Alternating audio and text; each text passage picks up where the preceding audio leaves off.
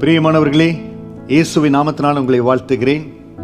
ஒவ்வொருடைய வாழ்க்கையிலும் இருளின் காலங்கள் என்று சில வேளைகளில் ஒரு காலங்கள் வருகிறது.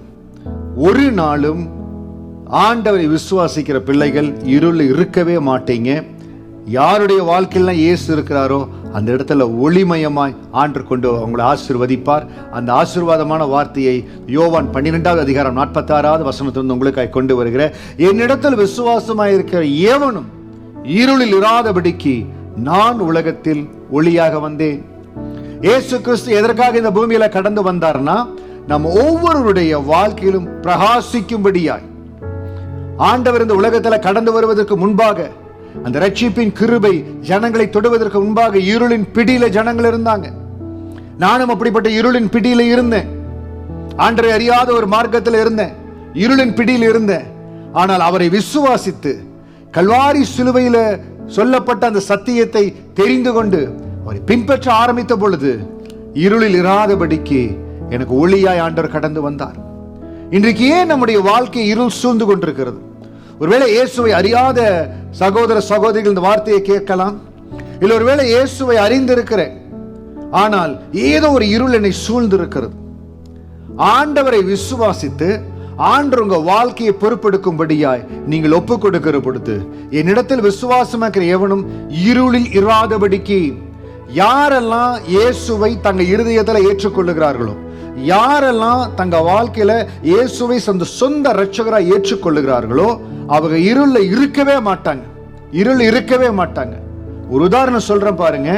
சகேயு என்ற ஒரு மனிதர் வேதத்துல வாசிக்கிறோம். இயேசுவை பத்தி அவருக்கு தெரியாது. இயேசு எப்படிப்பட்டவரோன்னு பார்க்கும்படியாய், அவர் குள்ளமான மனுஷரா இருக்கிறாரு. இயேசு எரிகோல கடந்து வருகிறார் என்று கேள்விப்பட்டு அவர் ஒரு காட்டத்தி மரம் என்ற ஒரு மரத்துல ஏறி அவரை பார்க்கும்படியாய் உட்காருகிறார். அந்த இடத்துல வந்த உடனே ஆண்டவர், சகேயு இறங்கி வா, உன் வீட்டுக்கு வரணும்னு சொல்றார். என் வார்த்தையை கேட்கிற அன்பு சகோதர சகோதரிகள் யாராய் இருந்தாலும், ஒருவேளை இயேசு பத்தி எனக்கு தெரியாது பாஸ்டர், இன்னைக்கு தற்செயலா உங்க வார்த்தையை கேட்டுக்கொண்டிருக்கிற இயேசு உங்களை நேசிக்கிறார். சகோதரனே, சகோதரி, இயேசு உங்களை நேசிக்கிறார். சகேயை பார்த்து, சகேவே இறங்கி வா, உங்க வீட்டுக்கு நான் வரணும்னு சொன்னபடி உங்க இருதயத்திற்குள் வரும்படியா என் இயேசு விரும்புகிறார்.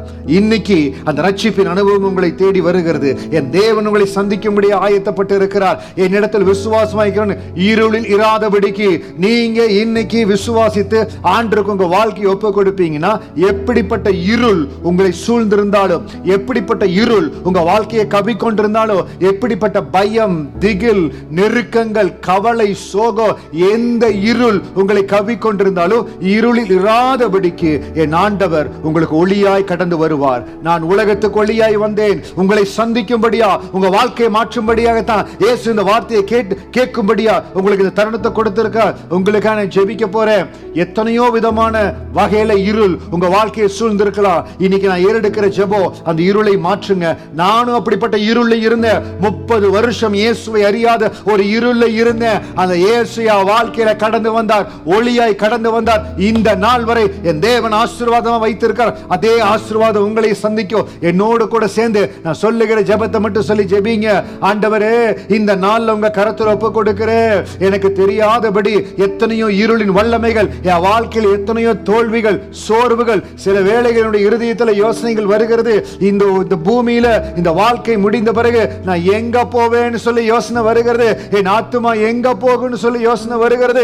ஏசப்பா, இன்றைக்கு இந்த பிரசங்கியா சொல்லுகிற, இந்த பாஸ்டர் சொல்லுகிற இந்த காரியத்துக்கு நீ ஒப்பு கொடுக்கிற, என் இருதயத்துல கடந்து வாங்க. இந்த வார்த்தையை சொல்லி ஜெபிக்கிற எல்லாரும் கூட ஜெபிக்கிற ஒவ்வொருத்தரும் இந்த வார்த்தையை சொல்லி என் இருதயத்துல கடந்து வாங்க.